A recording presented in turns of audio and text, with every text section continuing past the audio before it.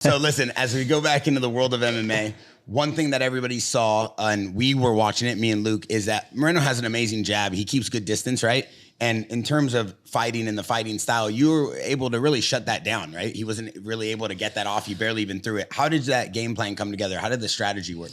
I was kind of curious on like what his strategy was, but I feel like the southpaw orthodox, the opposite stances, a lot of people don't throw the jab that much. I work around it because I'm not right-handed, so it's like I can weave it really nicely, so I can get away with like throwing a lot of jabs. But yeah, I was kind of curious about that too. He didn't throw that many lead hands. What he did pretty do, much let off the backhand a lot. I felt like what he did, he just went for broke. I mean, he was putting his head down, and a lot of those exchanges, you've seen him just head down and swinging. He wasn't really like composed.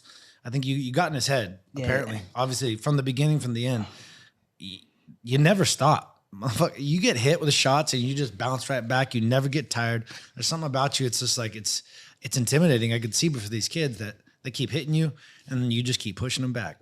Yeah. I feel like cardio has always been kind of my advantage. And that was like the big thing about going to Mexico City, where I was like, even though he's like in Mexico City right now training and he's been in Mexico City training, it's like, I live in Colorado, and it's just like I'm a cardio-based athlete out of Colorado. Like I thrive off that. So it was just like one of those. I knew that. Well, he's got 7,000 feet versus what? One Denver. 5280.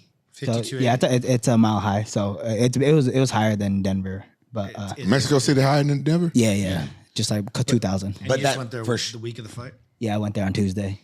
That for sure gives you crazy advantage, though, going into fights, being that your home camp is in such a crazy altitude. Rampage always talks about Big Bear, altitude training. Like,